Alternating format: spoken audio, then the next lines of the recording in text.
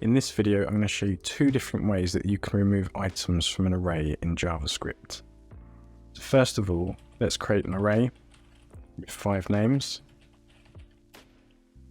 Here we can see we've created an array with John, Paul, George, Ringo and Pete, the famous missing 5th member of the Beatles. So we console log this out. Inside the console here we can see that we've actually created the array.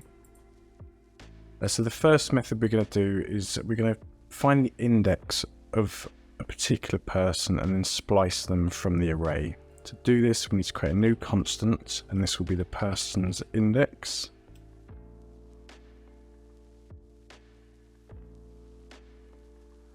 And as you can see here, we're looping through the names array. We're going to find the index of a particular name that is equal to Ringo.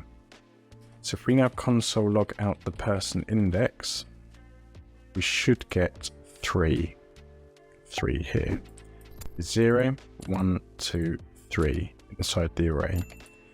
So to remove this from the actual array, what we're going to do is we're going to reference the original array, so names, and we're going to do dot splice.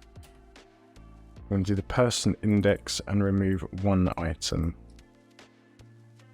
So if we now console log out the original array again, what we're going to do is we're going to see that Ringo is now missing from the array. Now this only works for the first item that it actually finds in the array. So if we have Ringo again in the array, and we console log this out again, we can see Ringo's in there twice, but it's only removed the first index. The next method I'm going to show you actually removes all references to the particular one we're looking for. So to do this, we actually need to create a new array for a filter. So let new people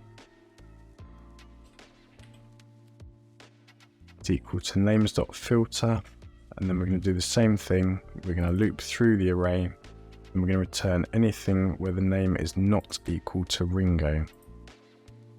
We console log out this again. You can see now Ringo has actually gone from the array. Just to confirm that, we can also say only return all the Ringos. There we go, we can see we've got 2 Ringos in there. If you found this video useful, check out this video on screen now to learn more about JavaScript.